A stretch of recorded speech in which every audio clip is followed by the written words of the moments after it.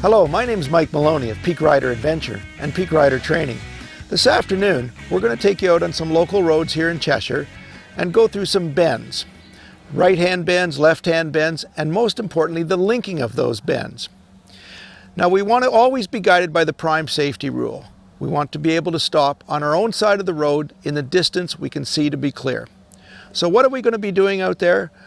We're going to be guided by what we can see, what we can observe. We're going to make a plan with that. What is the plan of action? What are the hazards we have to deal with? The biggest hazards first. We never want to put our bike where our eyes haven't been.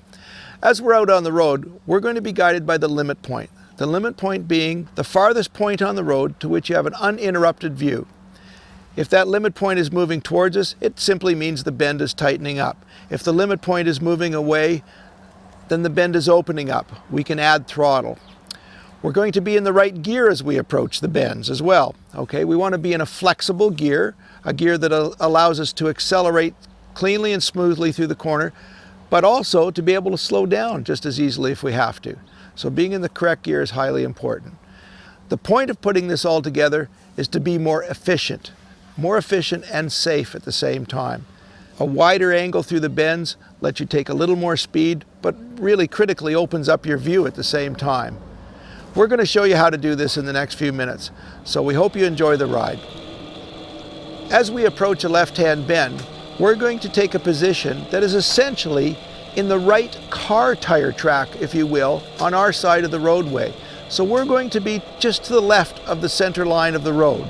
If we have to sacrifice position for safety, we will. We will move more to the center of our lane, away from oncoming traffic. What we don't want to do at any time is to come in conflict with other road users. But if we can open up our line in a left-hand bend, we will stay close to the center line of the road. As we come around that bend, we're looking for the limit point. We're chasing that limit point. If it's moving away from us, we'll be rolling on the throttle, not positive throttle. If it's moving towards us, we'll be rolling off the throttle a little bit. And if we're in the correct gear, that's all we should do is have very, very little throttle input.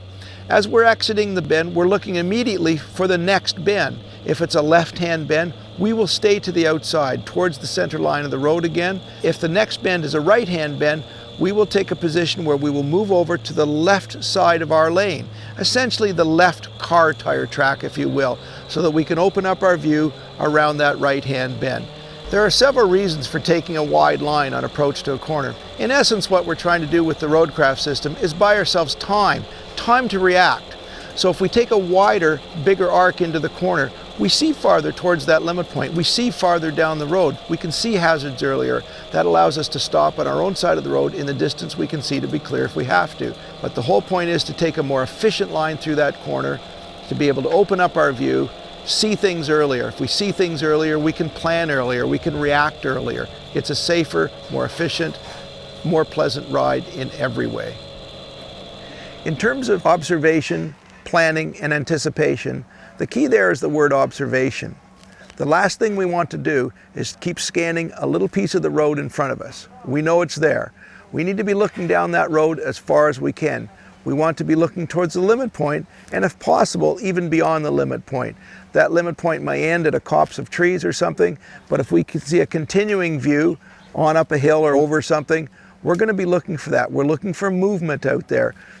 The tops of cars, flashes of color, movement of any kind. It's a potential hazard, and we want to deal with it early and inform our riding plan. So the earlier we get information, the better. And the best way to get early information is to look as far down the road as you possibly can at all times.